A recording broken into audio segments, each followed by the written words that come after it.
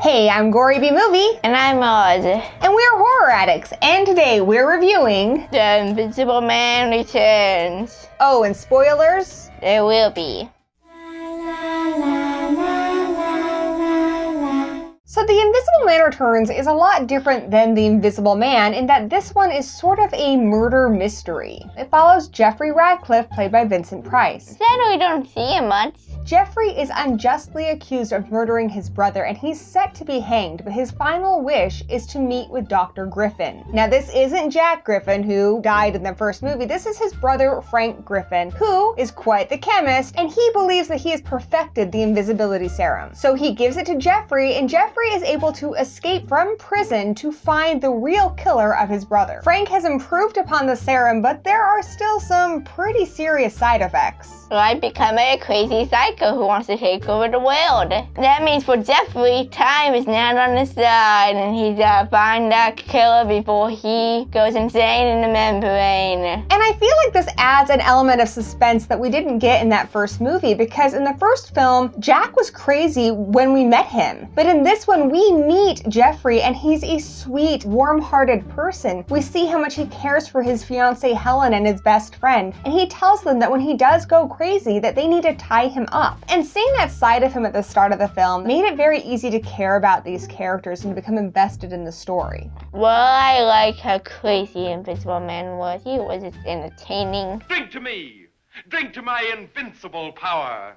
To a changed world with me as its guiding genius! Yeah, Vincent Price is fantastic. He's great at being crazy and charming, and he's really funny. And I think one of the funniest parts was when he was pretending to be a ghost to get information. I'm a ghost.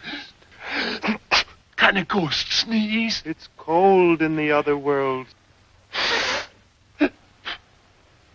Well, you know, my favorite scene was the car scene when the murderer was in the car cart and the car gets dumped, and it was just hilarious. Note to self, don't get on LOLZ's bad side. Another thing that was really interesting is we get to see this gradual descent into madness from Vincent Price's character Jeffrey. And we can kind of empathize with the way Helen and Frank are reacting to him because they know that this isn't like him, but it's difficult for them to know when to intervene. Yeah, I mean, sometimes even Hollywood tells he's going crazy or he's just upset. Yeah, and he has a lot to be upset about. His brother was murdered. Like when he hangs the guy who knows information, you can't tell he's doing it at anger or he's going cray-cray. And I feel like they came a long way with the invisibility effects in this movie. Like the scene where we see his invisible footsteps and the brush moving around him, his suitcase opening, it all looked great. And then later with the rope. The hanging. And in this one we can see right into his bandages, which looked really cool. They also did a great job with the scene where Jeffrey becomes revisible at the end of the film. It looked like it was mixed together with drawings. Also, when he is finally revisible, we get to see that young Vincent Price was hot. Now, did you have any complaints about the movie? The one thing, the annoying dog. Yeah, but I feel like that's supposed to be annoying because it's driving Jeffrey crazy too. Wait a second. Maybe the invisibility serum's affecting you now. Maybe you're going crazy. I have to get pretty nitpicky to come up with anything bad to say about this movie. The only thing I can think of is the mystery isn't really that much of a mystery. To me, it seemed pretty clear early on that Cobb was the killer. Who was he? Maybe it was framed as well. Then again, keeping the mystery pretty simple gave them more time to develop the characters of Jeffrey, Frank, and Helen, so maybe that was the best call. Now, another major difference between The Invisible Man Returns and the first film is the body count. There was a pretty impressive body count in The Invisible Man, but in this film, I believe it's 2 guys and a guinea pig. That should be a new show. 2 guys and a guinea pig, yeah! To clarify, 2 dead guys and a dead guinea pig. Oh. So for those of you that are squeamish whenever an animal is injured or killed in a movie, the guinea pig in this movie is tested on for science and is killed. So rest in peace, little guy. And of course, this is an Invisible Man movie, so Jeffrey's pretty much naked for a majority of the runtime. Though one thing that I thought was interesting is when he takes off his pants, we find out that the Invisible Man does not wear underwear. He's commando. Now, did you think the movie was scary?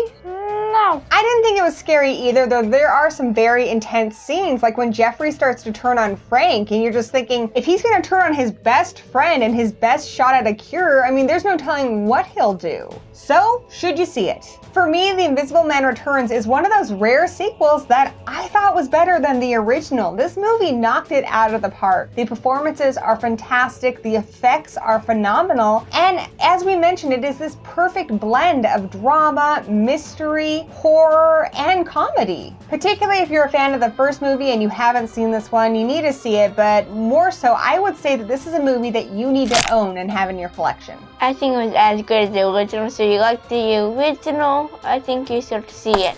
Also, this isn't a scary movie, and it's pretty tame all around, so it's a great one for introducing to your kids or other people that you want to get into horror. But we want to hear from you. What did you think of this movie? Have you seen it? And if you have seen it, what'd you think about it? Thanks for watching!